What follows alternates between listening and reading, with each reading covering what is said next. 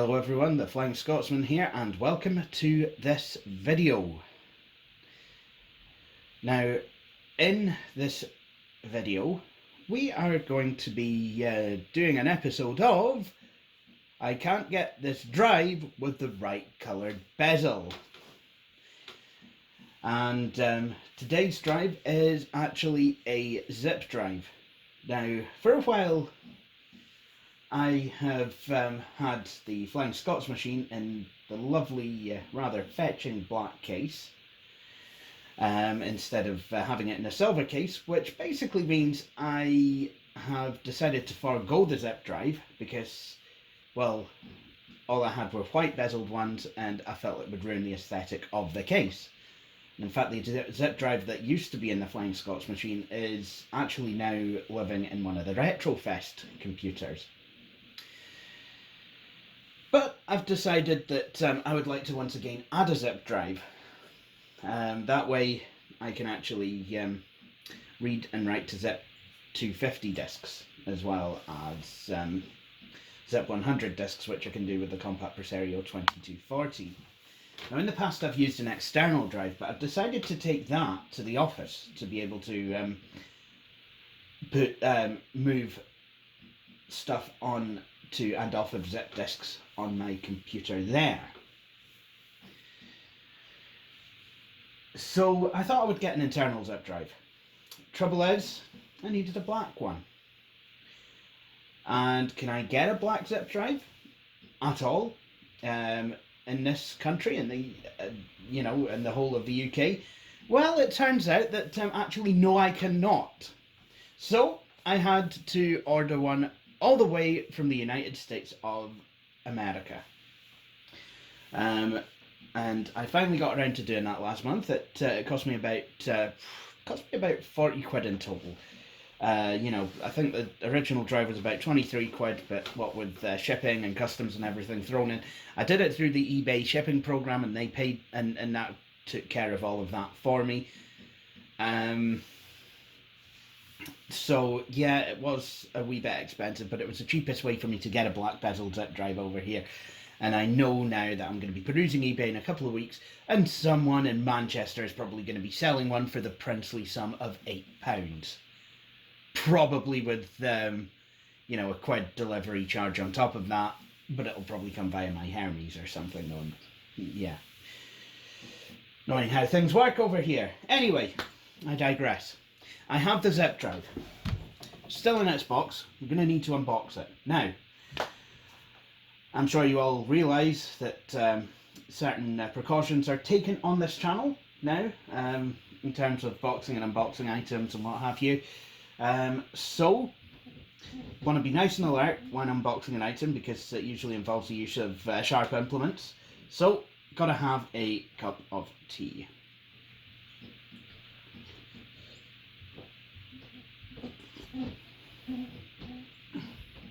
Now, if you're the sort of a person who thinks that Nigel Farage working with Boris Johnson is what's best for Scotland, if indeed the rest of the UK, you're probably going to need to get a responsible adult to do this for you. So, let's unbox the zip drive.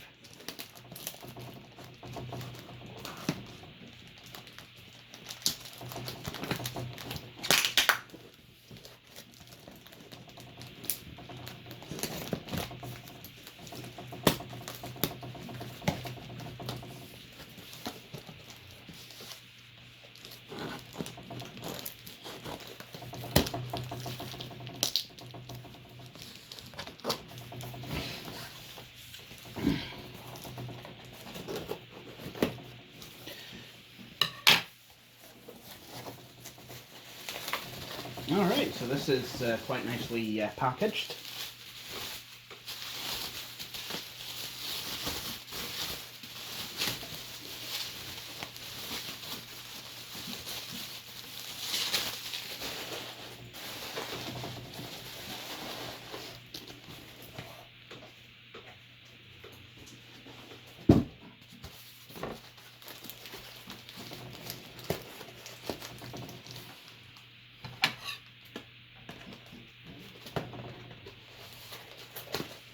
There we go.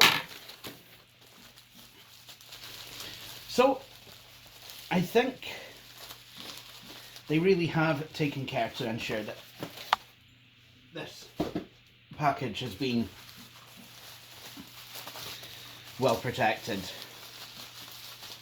Probably for the best, because I mean, I've heard horror stories of American shipping companies dropping packages from a height of around 2 stories, you know, just, you know, as part of their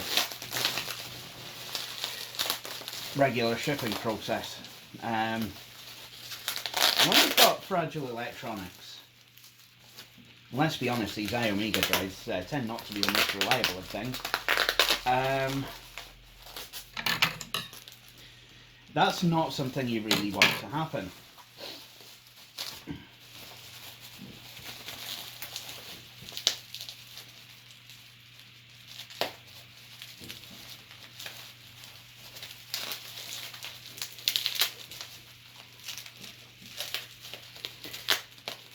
Now I remember I used to play, sorry if this is out of the frame by the way, I realised that just last week's video I was editing it and I realised the unboxing of the hard drive was completely out with the actual frame, so you were basically just looking at the side of a computer while I was unboxing the drive.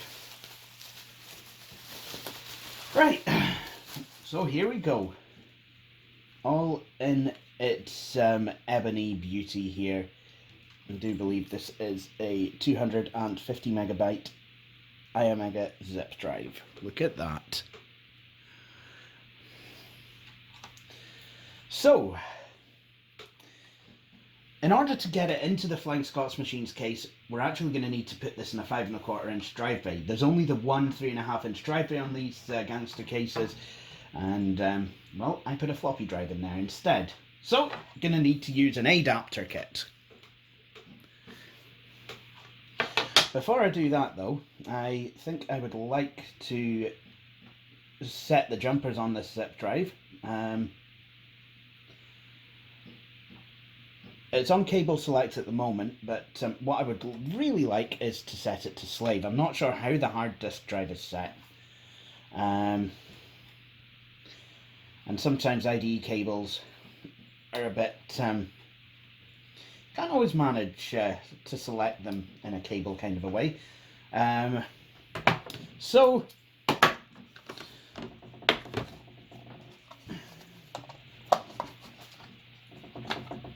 need to get a reasonably good toolkit for home with pliers and what have you, because well, one of those is at the office actually.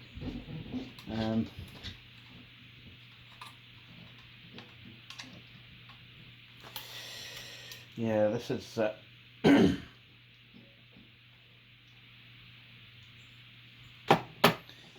this is a wee bit more dicey than I would maybe like.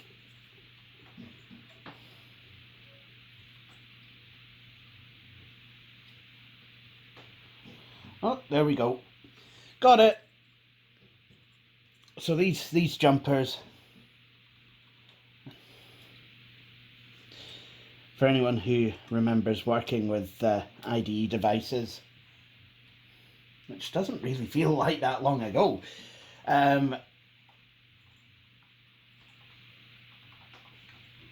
might remember how fiddly these jumpers were. So there we go. So I've got the pins, oops, got the jumper, and I'm just going to short the middle 2 pins with it, and then that will tell the computer what priority the zip drive has. Now it is set to slave. But yeah, I mean, it doesn't seem like that long ago since we all had IDE drives, but actually, you know, generally we kind of moved to SATA about 13 to 15 years ago, really, for the most part.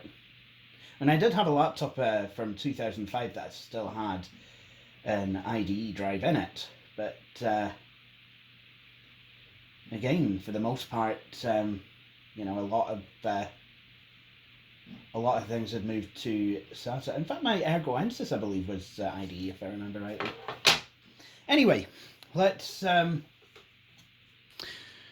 take this drive and put it into the adapter. And what I need to do now is just align it with the screw holes, and yeah, just secure it in place. Again, these can be quite fiddly,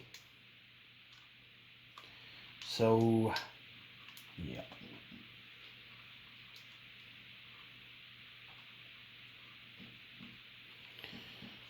There we go.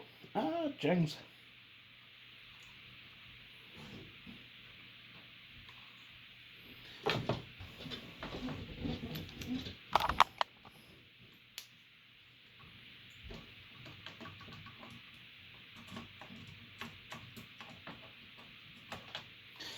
Oh yeah. Might be an idea if I had actually the right bit on my screwdriver. So otherwise it's going to be a wee bit more difficult than it should be to actually get these screws in place. Yep.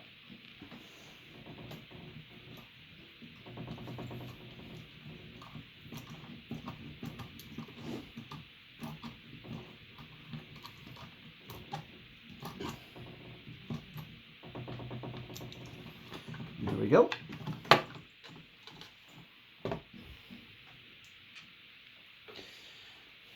I'm just going to secure this in on all four sides. Now the zip drive itself, inside the computer, there are mounting brackets. There are actual mounts that will mount the zip drive to the case. So that should be quite easy to install in the case.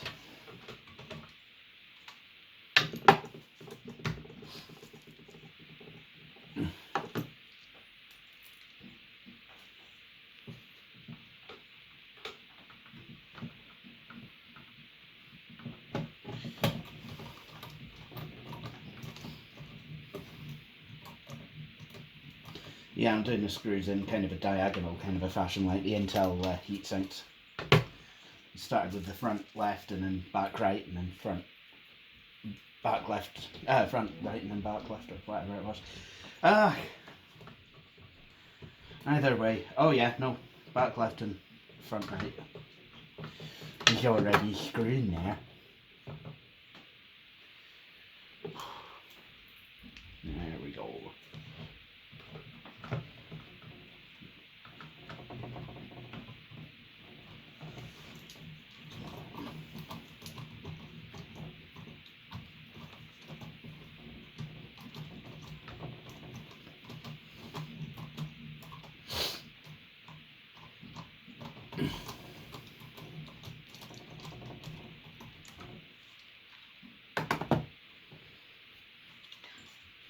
There we go. So, now it's time to install the zip drive into the chassis. Okay, so who remembers the Flying Scotsmachine? It died last year. Well, no, it died in the spring of this year when I tried chwalleting it up. Actually, no, a board on it died, and so I put another one in, which was chwalleting, and then it went and died again. So, yeah. Anyway, we're back with the copper mine board, just for those who did not see the videos in the spring. Right. So I'm wondering now, I should probably take out the hard disk. Before I do anything else, actually, I should probably take out the hard disk and have a look at how it's configured.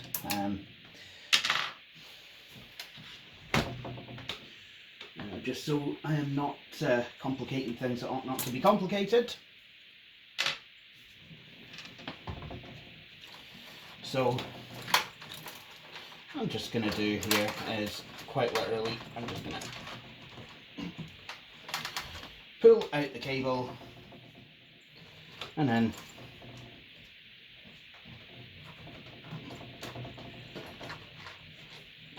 just pull out the main disk drive.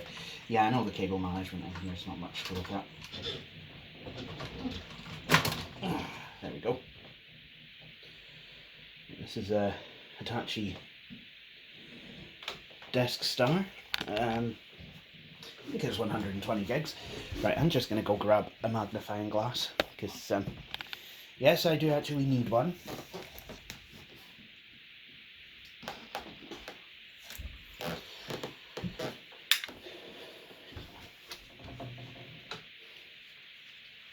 So, now to device 1, device 0, master. Yep, this is actually set correctly. It's set to master.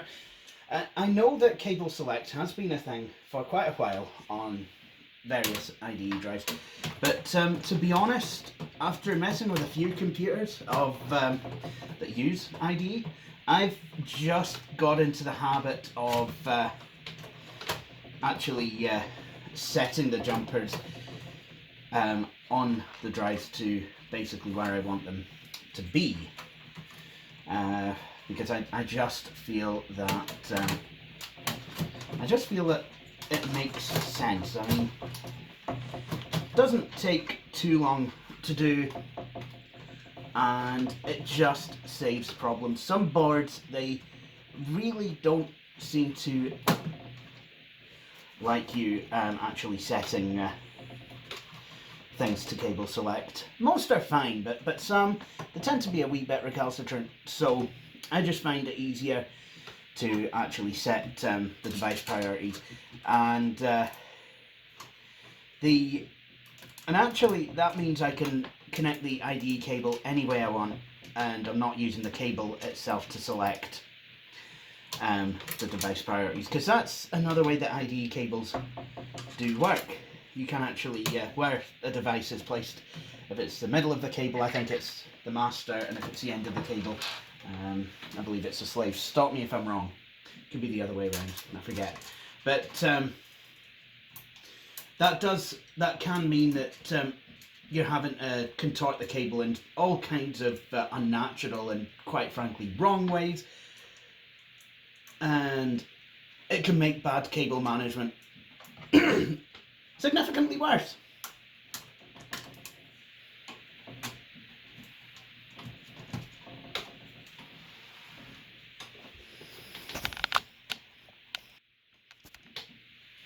Right, so that's done. So let's prepare a drive bay for the zip drive. So, just like with the hard drives, we've got these brackets. Is only on the one side actually, as it turns out. Can use normal screws as well if you want. What I'm going to do, there's a metal blanking plate that I'm just going to twist. Probably going to end up twisting them both off, if I'm honest.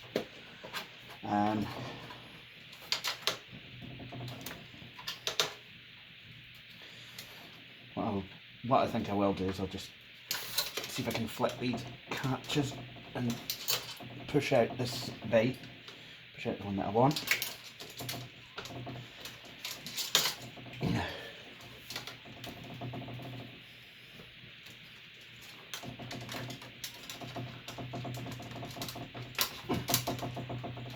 Okay, it's proving a bit more difficult than I would have hoped.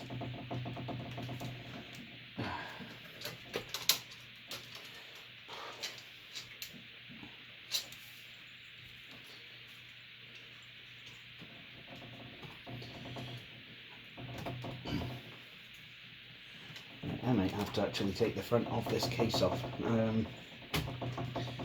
we go. I mean, it's a bit more difficult to do when there's stuff in the machine and the front panel connectors are connected, but hopefully I can still do it.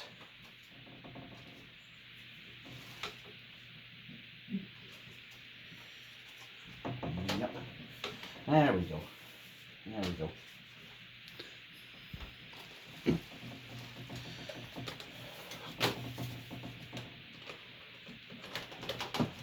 Yep.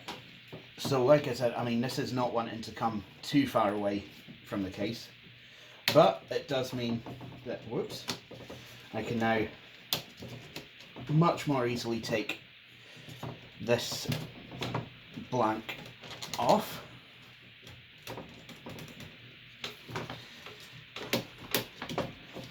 Famous last words.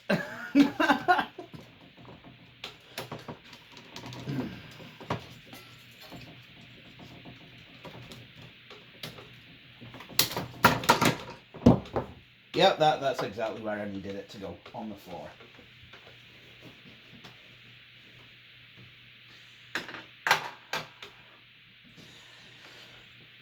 I will put it in a tin where all my blanks go. I do keep a hold of the, not the metal blanking plates that twist off, because, well, there's no use for them, but certainly the front panel blanks I will keep, just in case I wish to use the case for a different application and don't need as many blanks open.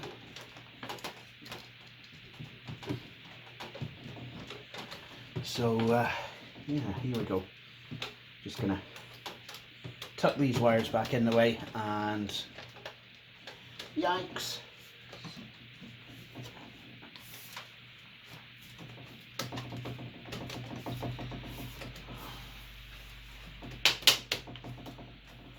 There we go.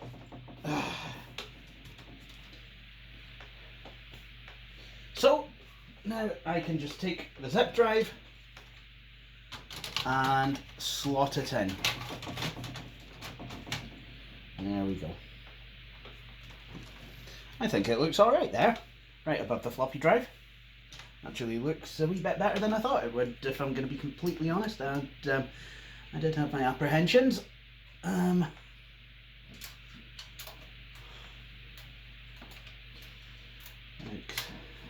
we go. Ah! Right.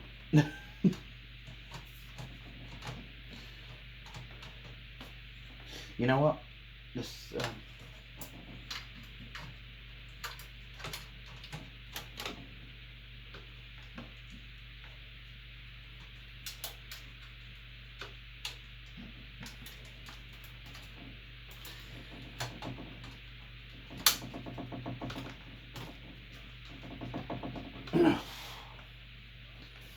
right, this is a wee bit sugary, if I'm going to be completely honest.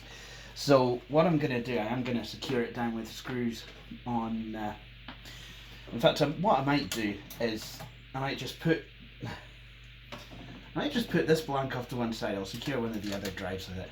How about that? There we go.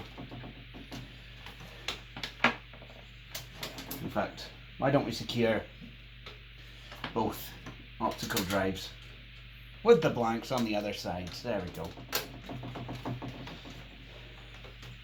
And then I will just use good old-fashioned screws to hold this zip drive in place. Okay, does that not just look like the dog's danglies? Well, it doesn't actually look like a pair of dog's danglies, you know what I mean. Anyway, right, let's get connecting some of these things together. So, cables connected to the motherboard. The motherboard's connected to the chassis. The chassis's connected to the red thing. The red thing's connected to my wristwatch. Oh, fuck.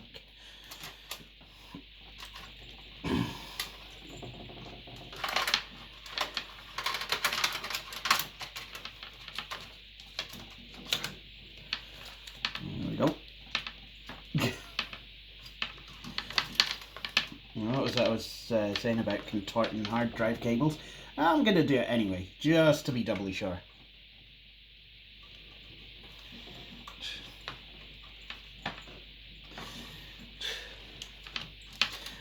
think it's impossible to tell that I have anxiety. It's there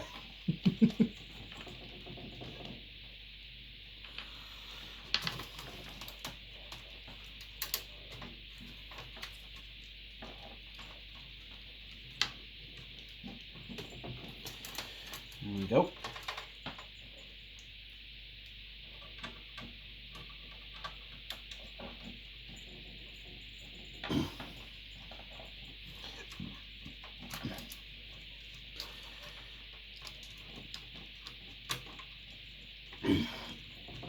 There we go.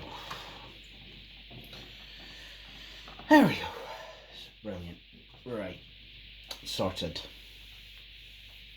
So, let's go and test our working.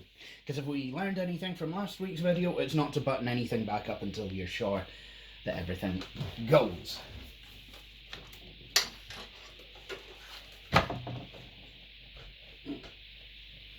I think what I will do though, now that I put this down, is I will button up one of the sides. The other side I will leave that open.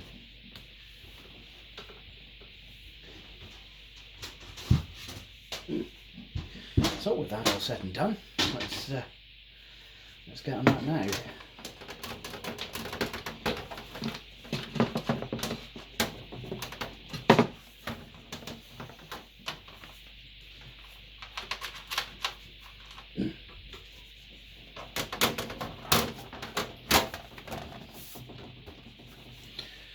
There we go.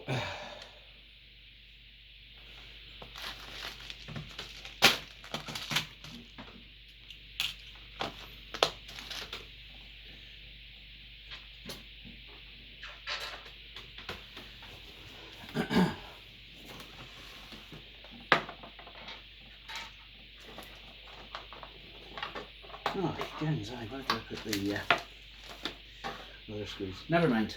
You know what? I wanted to convert these over to thumb screws anyway, so it seems I can't do that. I'm thumb screws. Oh, James, that's not good.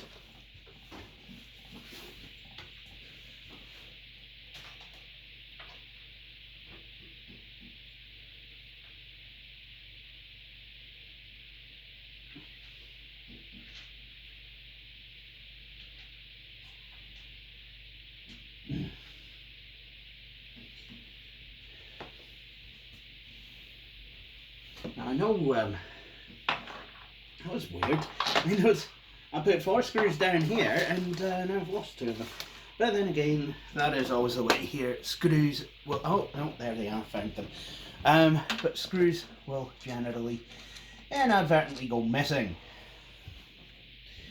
That's okay. We've found a couple of screws that were basically lying about on the desk. Did absolutely hee-haw. So I thought that I would put them away.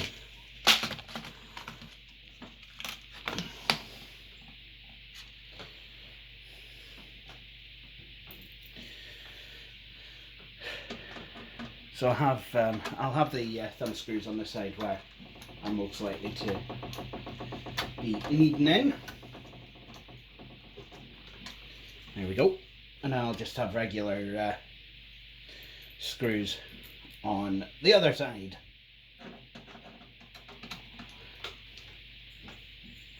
It is my intention to replenish my stock of computer case screws and standoffs here. There we go. And I guess it's a perfect time for me to show off what I/O this system has.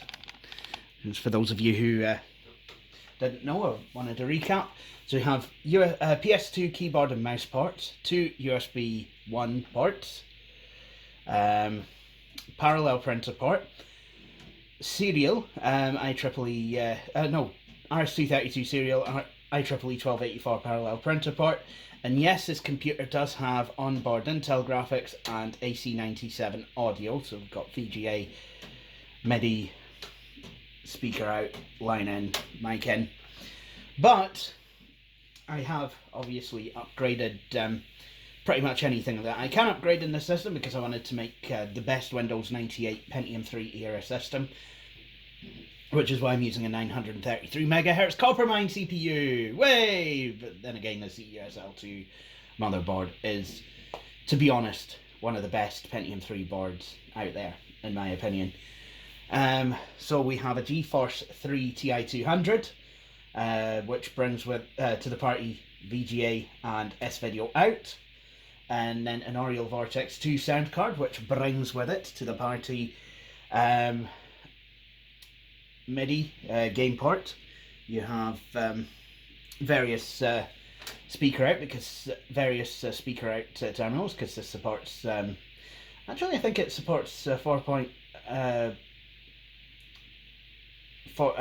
channel surround, actually, if I'm not mistaken, if not more, can you mind. But you have the usual suspect speaker out, well, sent to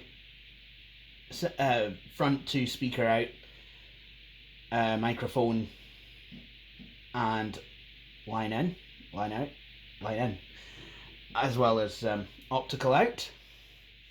Then you've got a network card. I think it's a 3-com network card, which brings with it an RJ45 connector.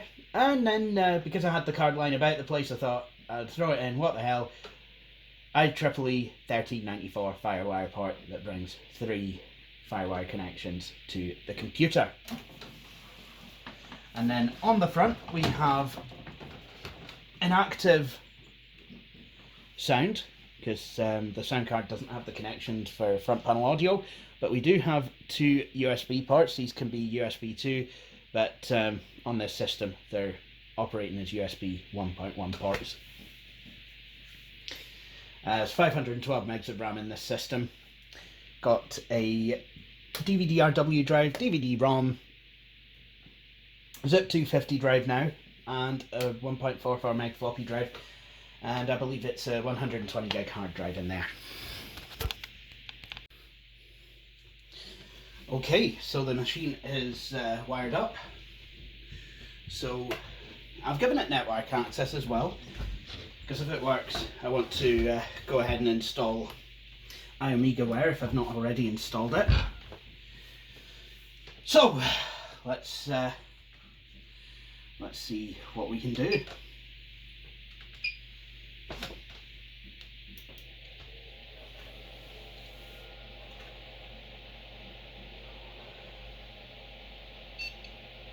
There we go. We've got live. Yep, that all seems to look okay.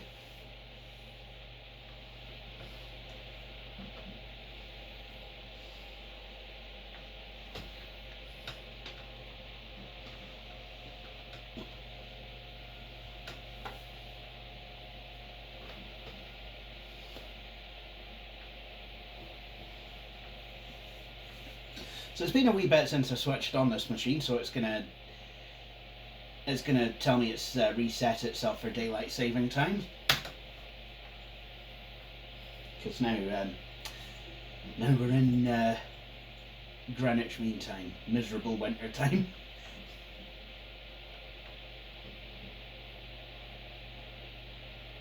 Oh, there we go.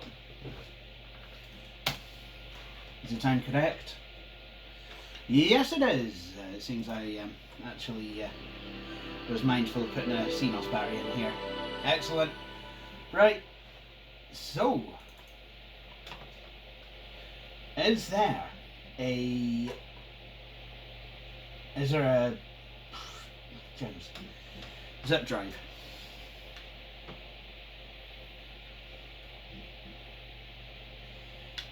We will find out soon.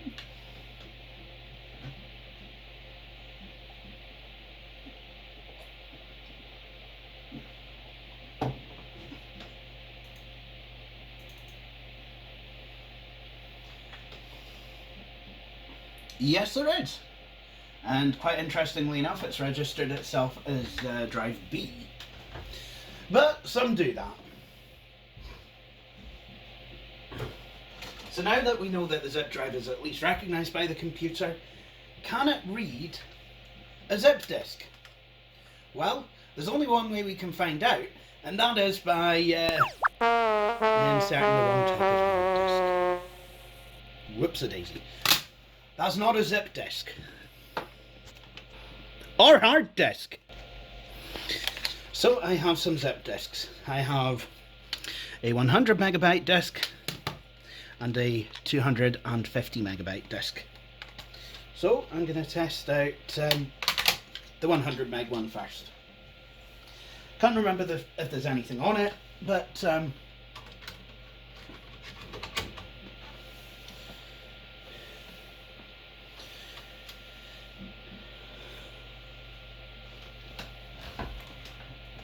that's promising. Oh yes. Yep, this works. I don't know what this disc was used for. Something nefarious, no doubt. Still thinks it's a floppy drive. Maybe I need to run something from iOmega and it'll probably rejiggle itself. Okay, the 100 meg disc works. What about the 250 disc? I'm pretty sure that this has not been used at all.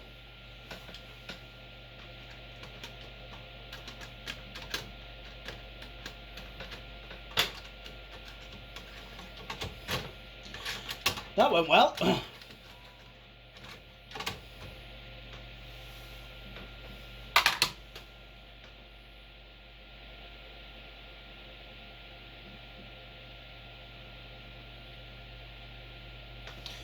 Right, it doesn't seem to want to load that. Let's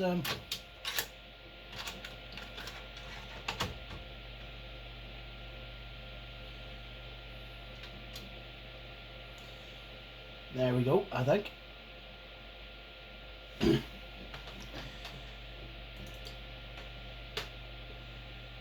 Mac format options. iOmega, connecting to the internet, please wait. Now why in the hell is it going to want to do that?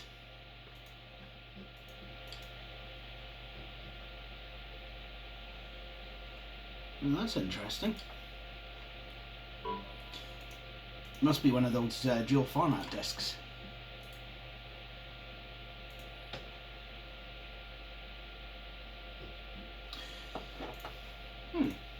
Nope. Seems to have all the space. I'm gonna maybe copy this stuff though, and that'll test whether the drive will actually work.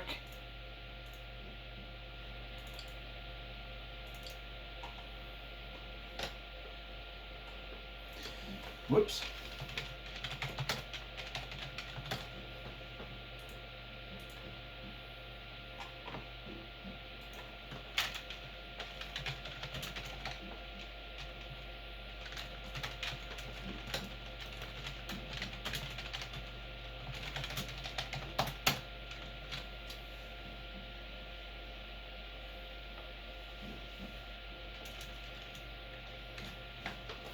Right, that does seem to work. Excellent. I think we can call this good.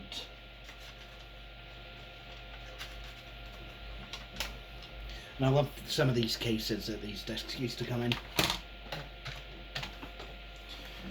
So, with that said, what I'm going to do is I'm just going to go into iOmega options, I think, and see if I can get it to reinitialize this drive.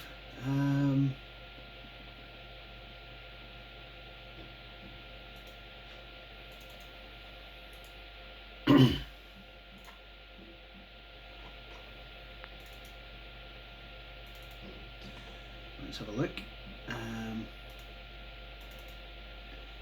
Disk drives, iOmega Zip 250.